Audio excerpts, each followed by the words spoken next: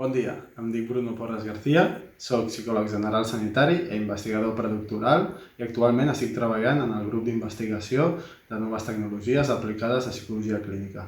En aquest vídeo que veureu ara, veureu una aplicació de la realitat virtual en la millora del tractament dels trastorns de conducta alimentària i específicament de l'anorèxia nerviosa.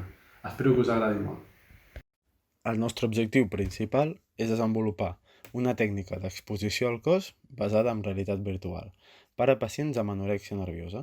Específicament volem ajudar aquests pacients a rebaixar la por que senten respecte a guanyar pes i també a treballar altres alteracions de la imatge corporal com la insatisfacció corporal. Per això estem realitzant un estudi que permeti l'exposició sistemàtica del nostre pacient a un avatar que representa el seu propi cos i que, conforme passen les sessions, va augmentant de pes de forma progressiva fins a aconseguir un índex de massa corporal saludable.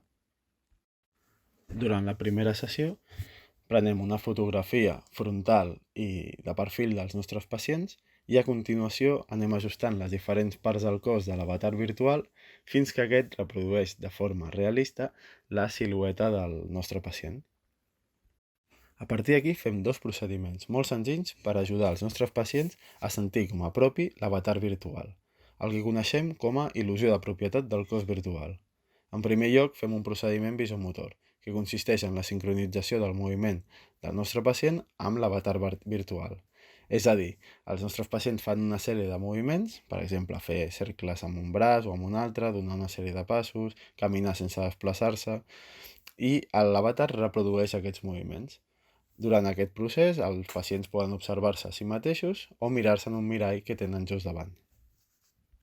Finalment, apliquem un procediment que anomenem visotàctil, en el que acariciem amb un mando virtual diferents zones del cos dels nostres pacients. Per exemple, les extremitats superiors, les extremitats inferiors i l'estómac. Mentrestant, els nostres pacients veuen com en el seu avatar les mateixes zones són acariciades per un mando virtual, però ho estan sentint en el seu propi cos. Un cop hem realitzat aquests dos procediments, comença la intervenció. De moment encara estem avaluant l'efectivitat d'aquest tipus d'intervenció, però esperem que us hagi agradat el vídeo, que us hagi semblat interessant i esperem veure-us molt aviat en la pròxima Festa de la Ciència i descobrir conjuntament els avantatges d'aplicar realitat virtual en l'àmbit de la psicologia clínica.